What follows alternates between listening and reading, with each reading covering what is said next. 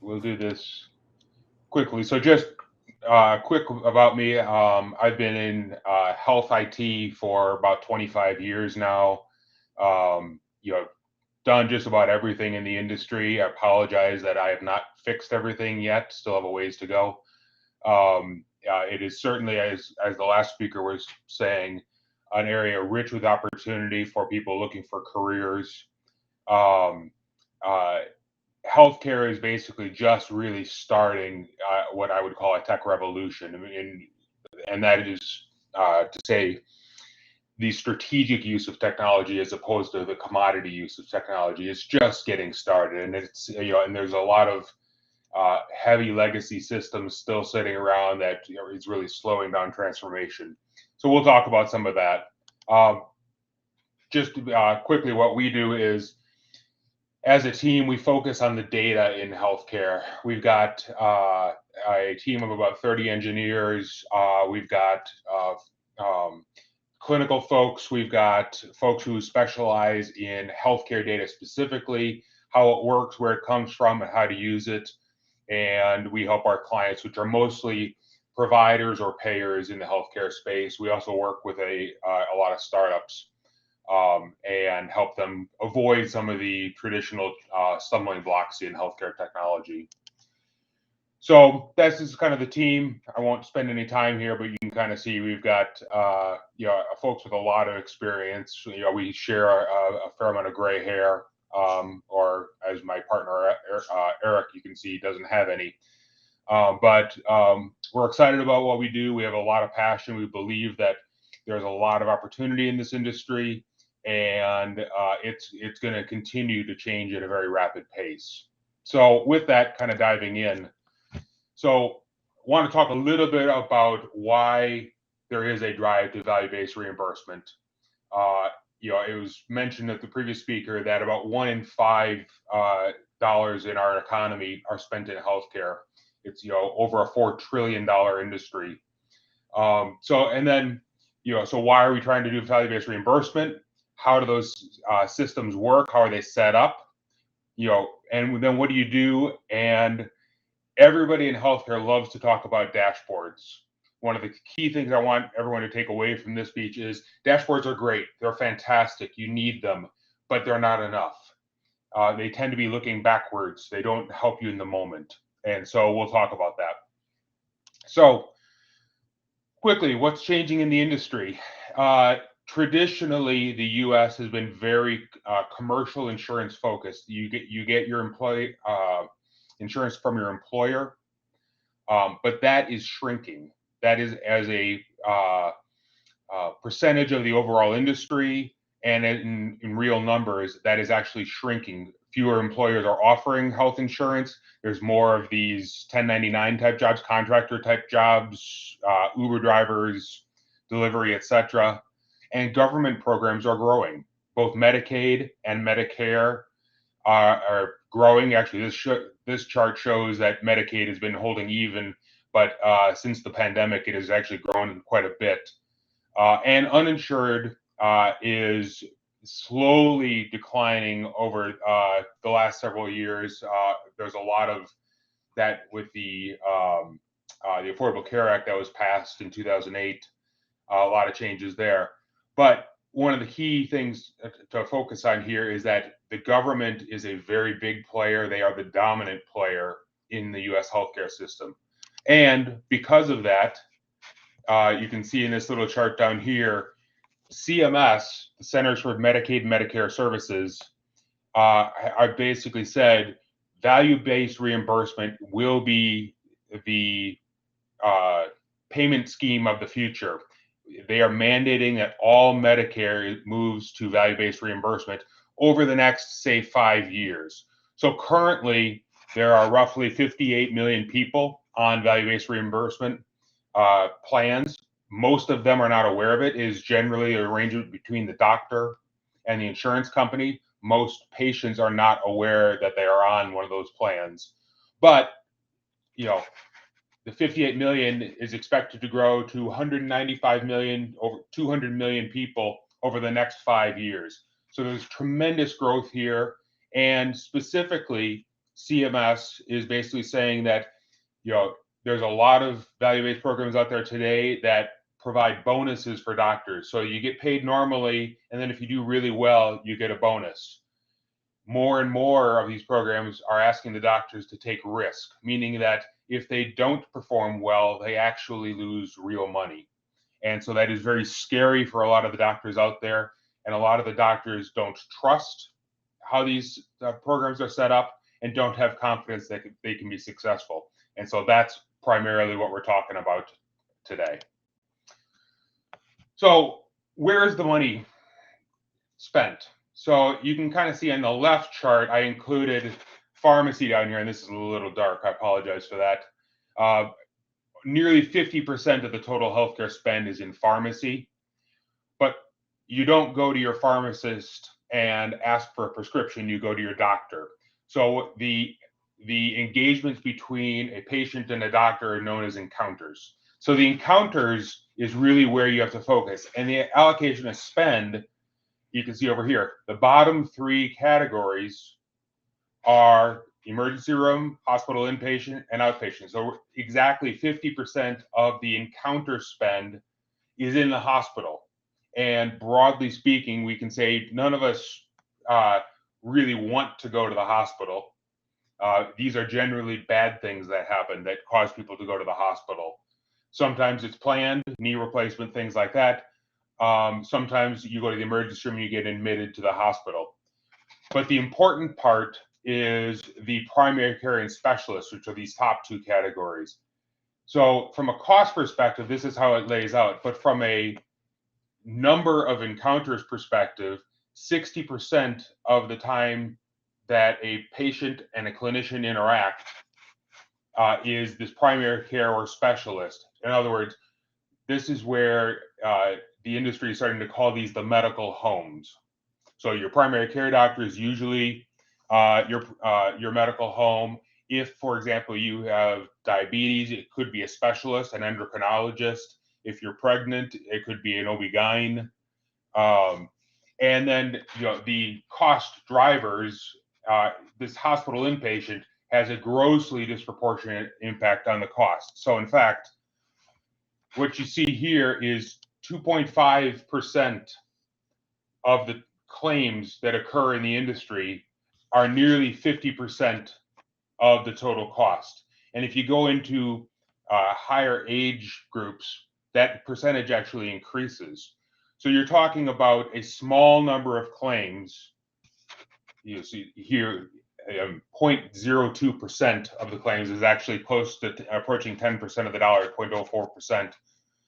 And so, the ball game here is not trying to make incremental improvement across all of the claims, all of the encounters. It's trying to find and avoid those bad outcomes that drive costs. It's the NICU stay, neonatal intensive care unit stay after a birth.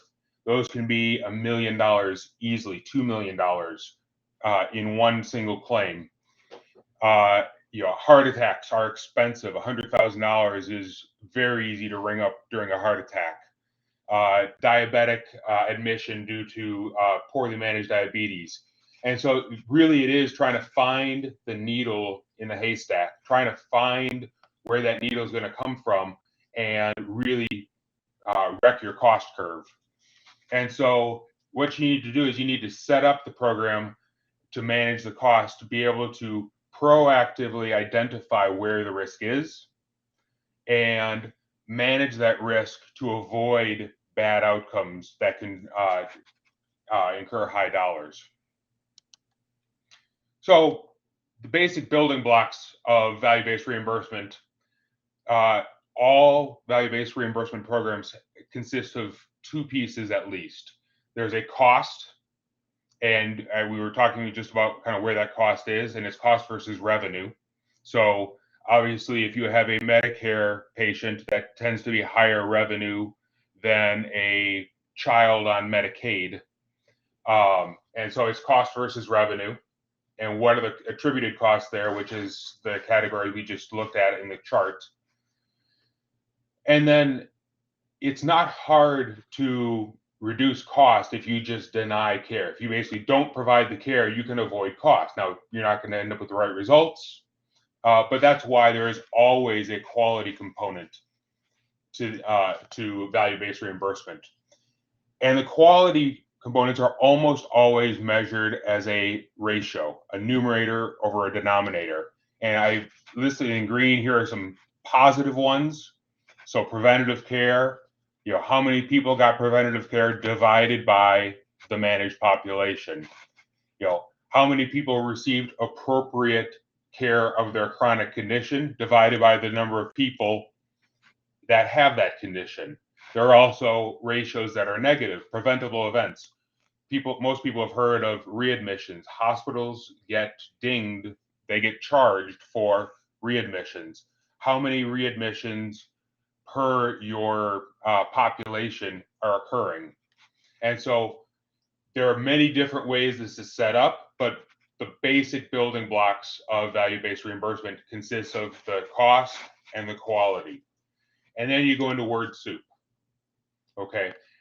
If you don't know what these acronyms are, you're going to need to be successful in value-based reimbursement. HEDIS stands for, these are all acronyms. Certainly won't try to go through them all, but HEDIS is one of the most widely used ones. That stands for Effectiveness Data Information Set. And all of these things are ways that quality and risk are measured. So stars, you can look up a 5-star Medicare plan. HCC is how risk adjustment is done. So that basically says, make sure you're not penalizing a doctor because they happen to have sicker patients. This, in theory, evens the playing field so that there is fairness in the program. So be aware of all the acronyms, be aware of how they work, and make sure you've got somebody on your team that knows what these things are, knows how they're calculated, and because these are what, if you're a doctor, these are what you're going to be judged on. So 2 primary keys to the data here. I like to talk about the value creation side. This is actually, doing the better care, being proactive in taking care of chronic conditions, making sure that you're following the evidence-based medicine for that, coordinating care between the hospital, the specialist, the primary care doctor, the emergency room if the person's going there.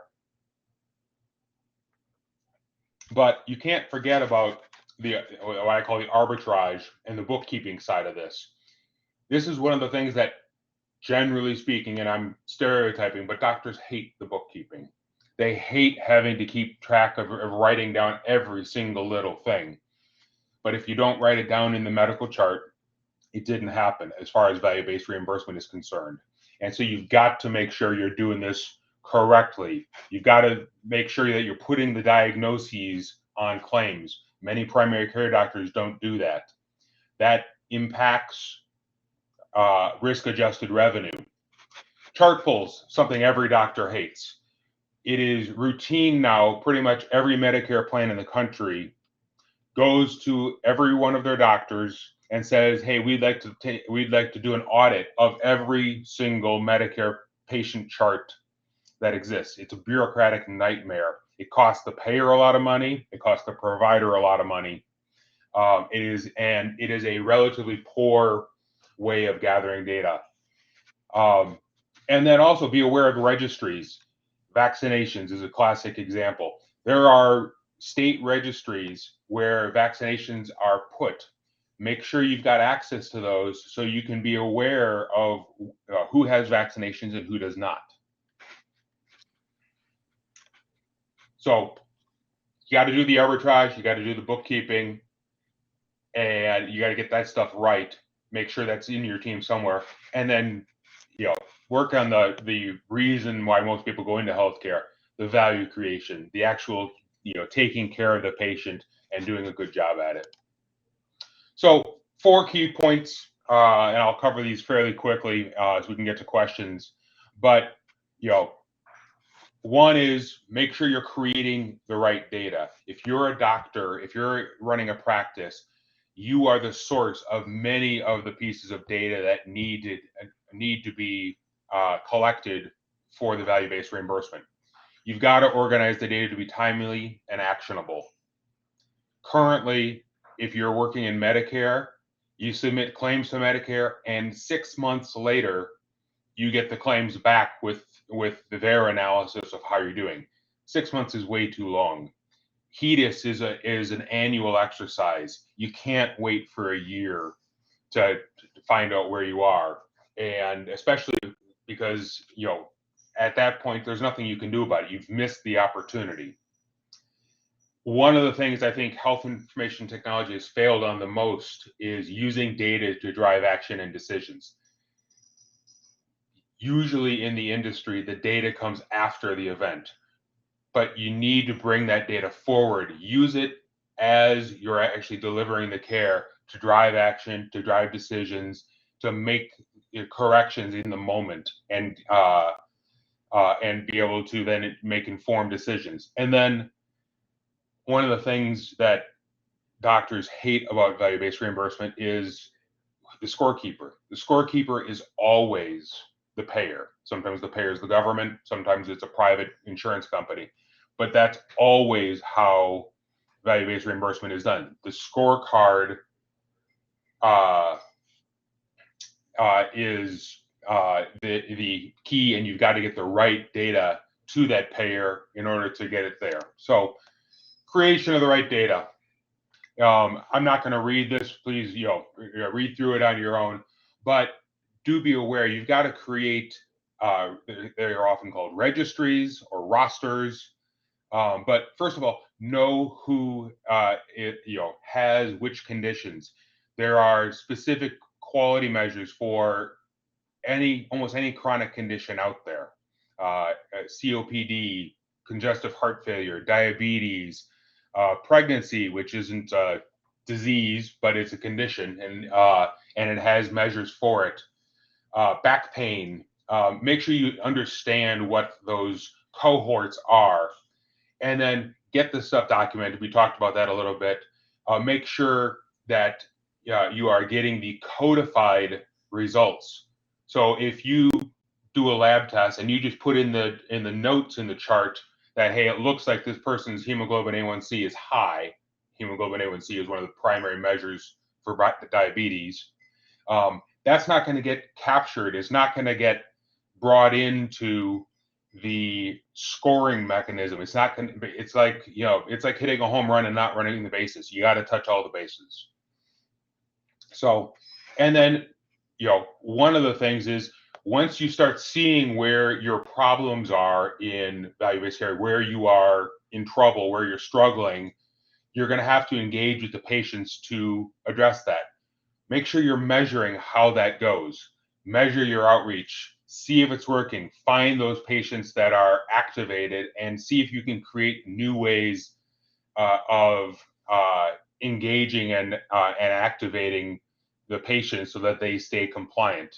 And then understand the admissibility rules. The data lags. There's always bureaucratic and administrative rules around what data is admissible, how it's admissible, etc. Specific example, in Medicare, if you put diabetes on the chart, that's enough. You can basically then tell the payer that this person has diabetes, and as long as it's on the chart, that's admissible. Under Medicaid and commercial programs, that's not enough. You've got to make sure that the data appears on a claim somewhere. It's got to appear on a claim in the year that the value-based reimbursement is being measured on. And so if it's not put on a claim, then it's like the person doesn't happen. You don't get the risk-adjusted revenue, so you're leaving money on the table, and you don't get credit for any of the quality scores that go with it. Organizing the data to be timely and actual. This is probably the number one thing. Is there's a lot of scorecards out there. There's a lot of dashboards out there. They tend to lag a lot. And the first thing I talk to about doctors is, do you even know the list of patients you're being assessed on? And usually they can say, yes, I know. So average patient panel for a given doctor is 1,000 to 1,500 patients. It's a pretty big number. And usually they're pretty good about knowing maybe 900 of them. But then they get their scorecard back and they say, hey, you failed to manage these 100 patients. And the doctor said, I didn't even know I had those 100 patients. How come they're on my list? And the reason for this is, it's a uh, legacy technology problem. Most payers send doctors a monthly registry roster of their assigned patients, and they usually do it in Excel. You can download the Excel roster or CSV file. Okay, so if you have a 10 doctor practice, you receive an Excel file and it's got 10 to 15,000 lines on it. Okay, and you're supposed to say, what changed, what happened, what's new. It's, there needs to be some automation capability there, so what patients you're managing. That's the starting point. And then, as I said before, clinical data in the EMR is not sufficient. You got to put it on the claim. But also use the claims data. Doctors like to say that the EMR is the master. It is, but the measurement that the payer is doing is usually done from the claim. And so if data isn't making it from your EMR onto the claim via your billing process, you're probably not getting credit for it. And then also make sure you get alerts real time as much as possible. If somebody goes to the emergency room, I guarantee the payer knows within 24 hours. Almost every payer has a rule that a notification has to be sent from the hospital to the payer within 24 hours. If someone gets admitted to the hospital, same thing. Make sure that as a doctor practice, you're also getting that data. You can get it from the payer. They would be happy to share it because they want you as the doctor to manage those patients that are going to the ED, in the emergency room department. And they want to share that data so that you can be more successful. So again, finding out a month later, 6 months later isn't going to help you at all. You need to know close to real time, call it within a day. And then also keeping your systems up to date. ICD-10 is the standard for diagnosis codes in the industry. There's also HCPCS. There's a whole bunch of procedure codes. There's codes everywhere. And what's worse is they change quarterly. There's a quarterly publication of the new codes coming out. And if your system is not updated and you send in the wrong code, you're not going to get credit for it. It can be very specific. If you code the wrong vaccination, then you're not going to get credit for that vaccination. I was working in Missouri here with a bunch of the regional clinics, and they were sending in an old code for diphtheria, the DTP vaccine. And as a result, Missouri scored dead last in the country in terms of number of children vaccinated. It was wrong, but it's how the data was being measured. They weren't watching the scorecard. And so they said, well, all the doctors said, well, you know what I meant. I put in DTaP, which was the old code. I meant DTP, but they didn't get credit for it, and it made the state look bad. It meant that those doctors didn't get bonuses. There were a whole bunch of implications there. Assuming you've got that alerting system set up, use the data to drive decisions, to drive actions. And this is, not just the scorecard, the dashboard to say, hey, what generally is going on. Look at a patient-specific record and use the data for that patient to drive your decisions. Make sure that the patients aren't going to the emergency room. If they are, What can you do to help them go someplace else? You know, many payers send out care gaps.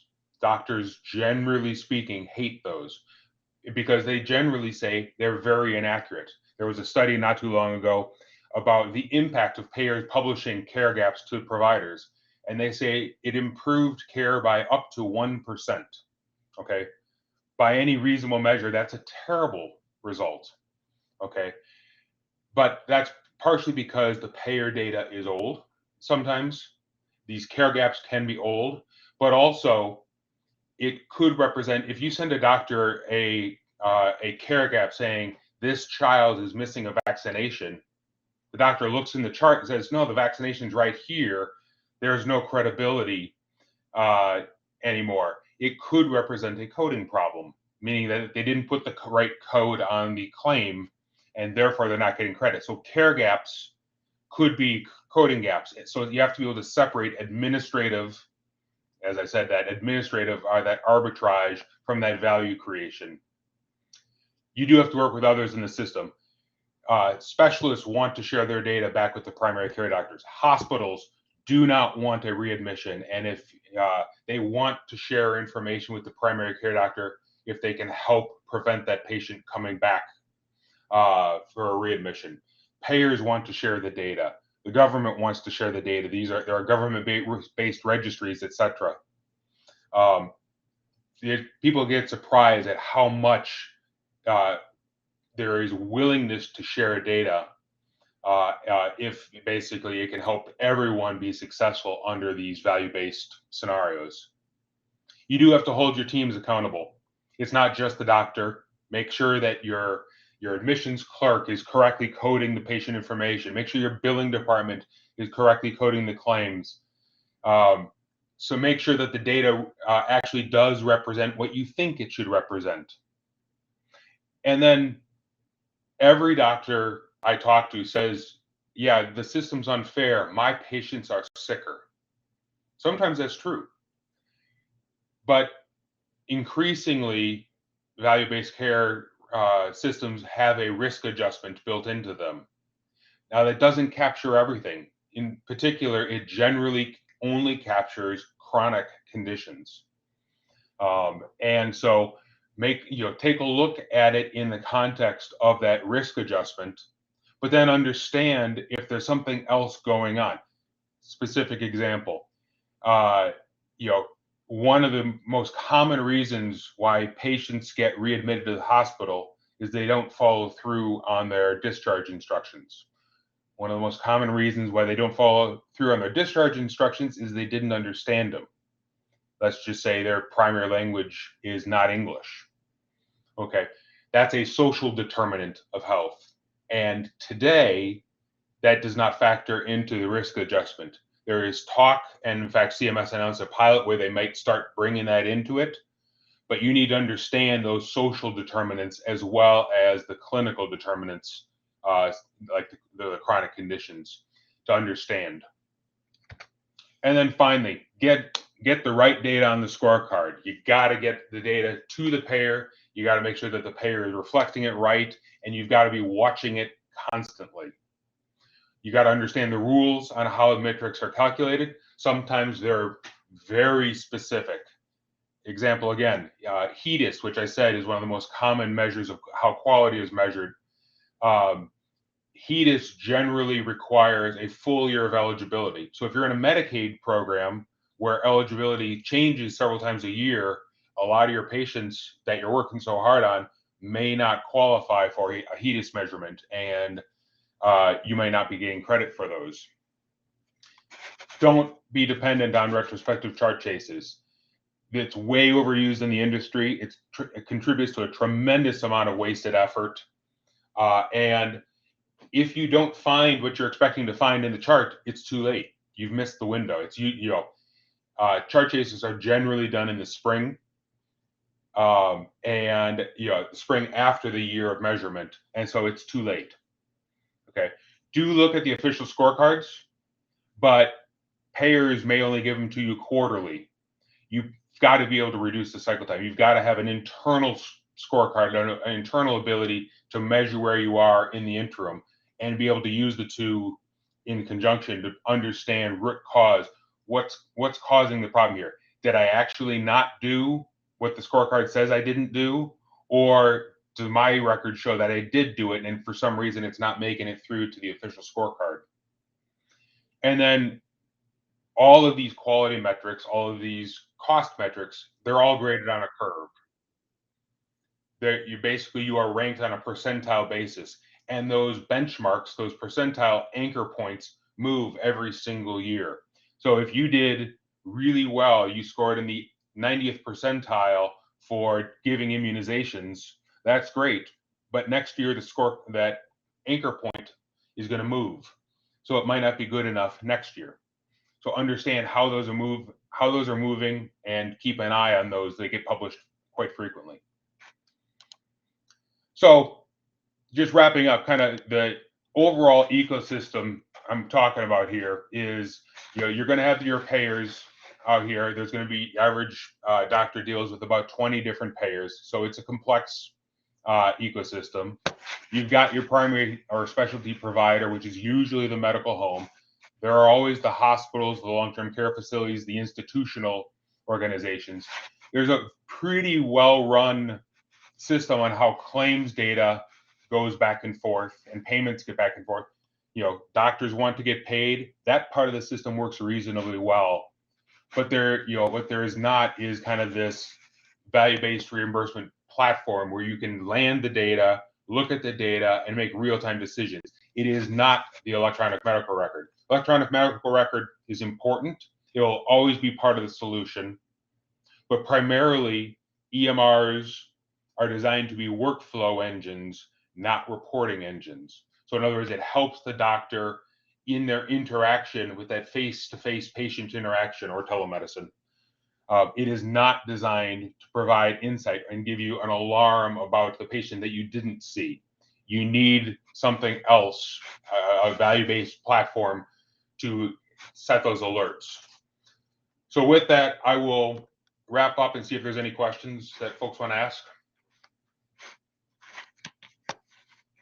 Hey, Glenn, thank you so much for that. That was awesome.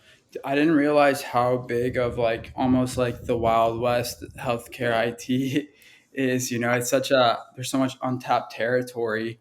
So a lot of opportunities for, companies to do some really unique things. Definitely a very red tape field, but, I think there's always ways to overcome those challenges. So let's see if we have any questions come in. In the meantime, I'd like to ask you a few questions. First off, where can people connect with you offline? Sure. So I had it on the card. Maybe. Sorry.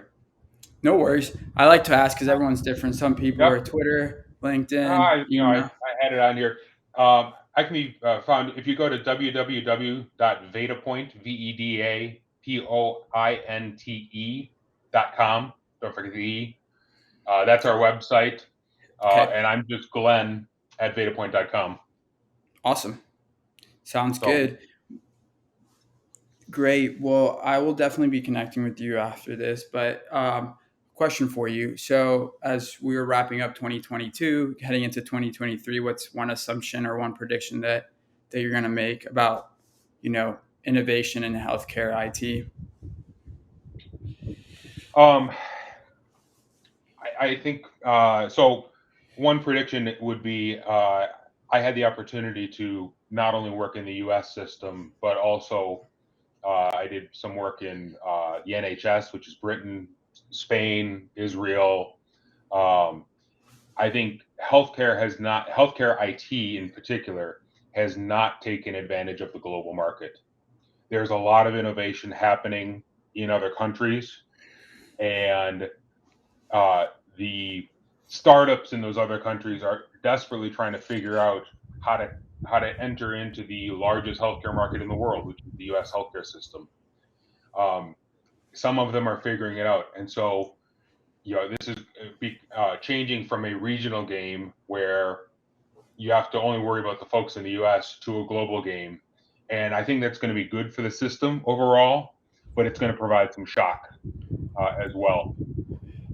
Definitely. I agree with you. I definitely, I think this whole concept of like uh, collaborating versus competing, right? Because I think like the healthcare market's just so big. Like healthcare's not going anywhere anytime soon. So I think in order for us to like move forward as a society, we should be collaborating versus competing, right? I mean, there still could be friendly competition, but I think overall it's a matter of like helping everyone build their buildings so you can build your elevate your building to the next level versus like trying to tear everyone else down and being the only building standing up. I completely agree with that. There's well-designed value-based reimbursement programs uh, are designed with the concept of a win-win. The provider should win. The primary care doctor should win. They should be able to get more money. The insurance company should win because they're spending less money. The patient should win because they're getting better health. The hospitals, uh, some hospitals are afraid of this because as I said, we're trying to keep people out of the hospital unnecessarily. And yes, that does potentially mean less revenue in the short term, but those are doctors as well. They want their patients to be healthy, and so it can be a win for everybody involved done well. It shouldn't have to be a throat cutting competition.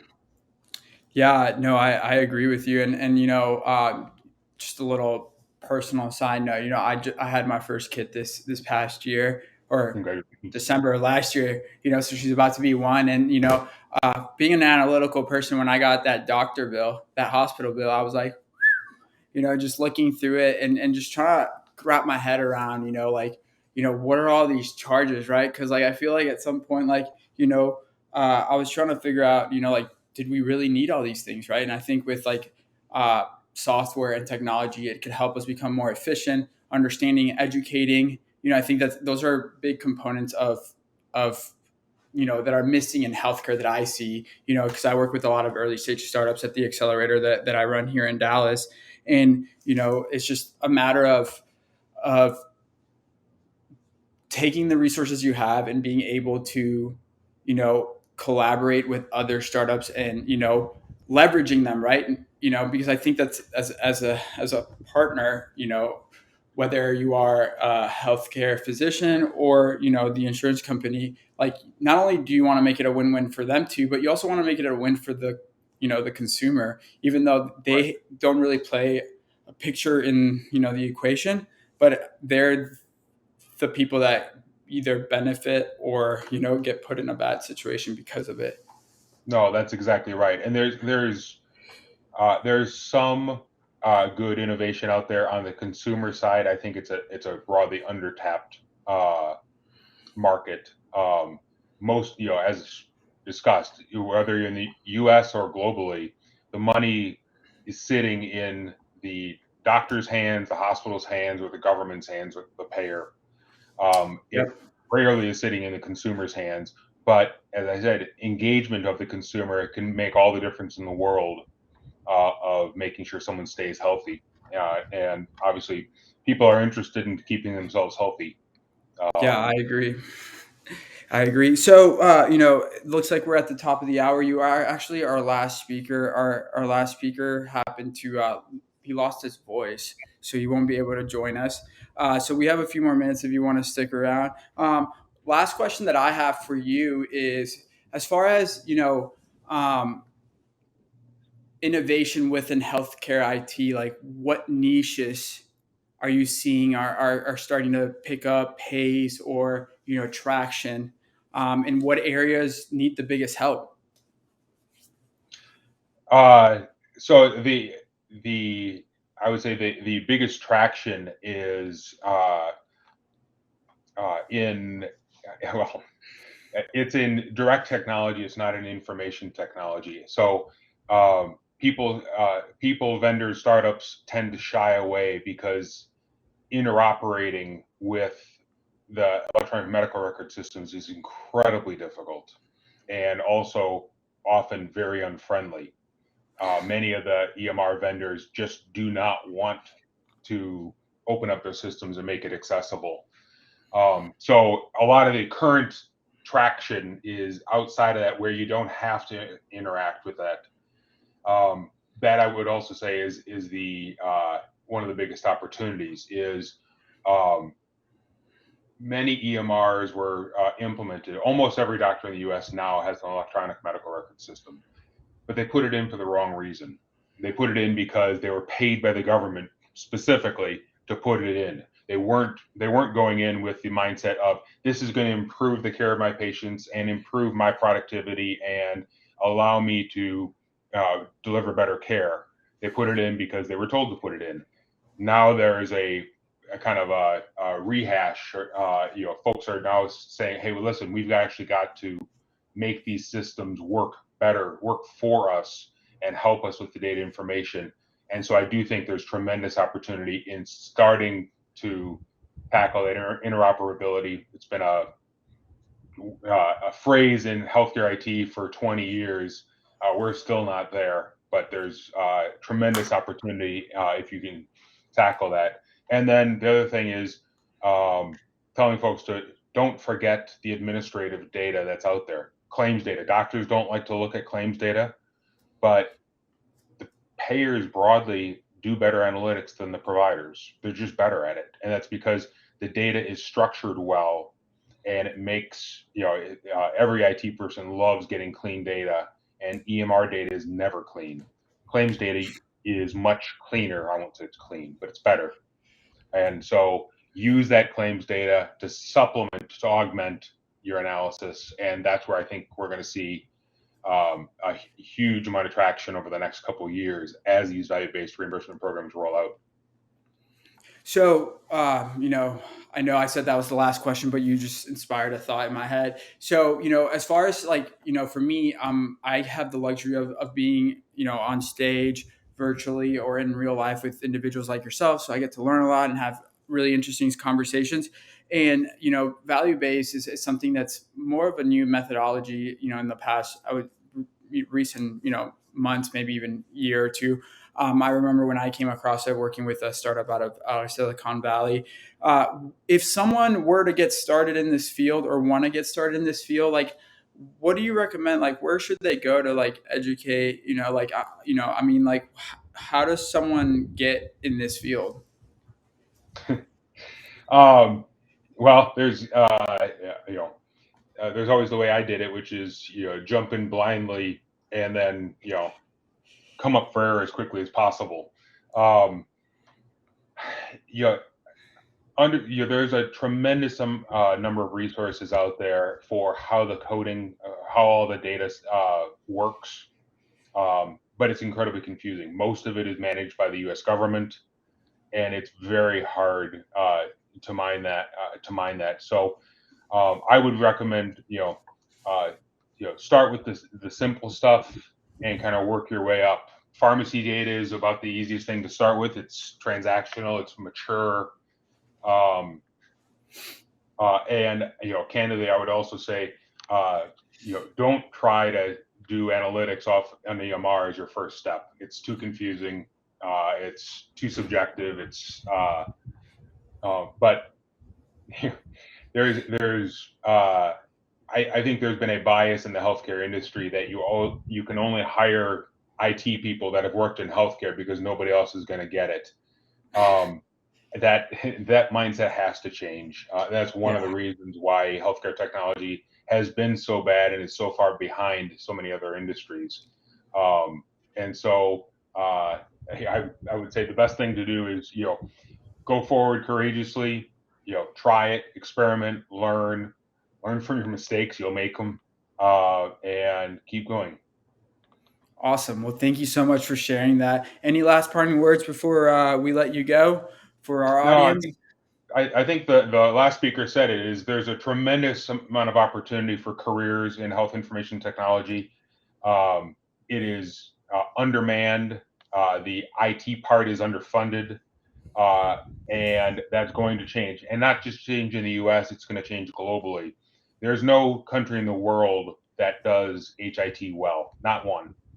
Um, And so I think it's a fantastic place for people to make a career. And I think it's a case where you're working on stuff that's important. All of us are concerned about our health. And so it can be a rewarding career. It can be financially Impactful. rewarding, and it can be a lot of fun. It will also be frustrating from time to time. I definitely I agree with you. Healthcare is one of those things where there's this phrase I heard a while back, and it was like someone said to me like their goal in life was to make an impact while making an income, and I think that fits perfectly in healthcare, IT, and whatnot, and even just healthcare itself. So thank you so much for joining us, Glenn. I really appreciate it. Stay Thank you for warm, having me. safe travels, absolutely, and I look forward to connecting with you offline. Have a great Sounds good. day. Take care. Thank Thank you. you.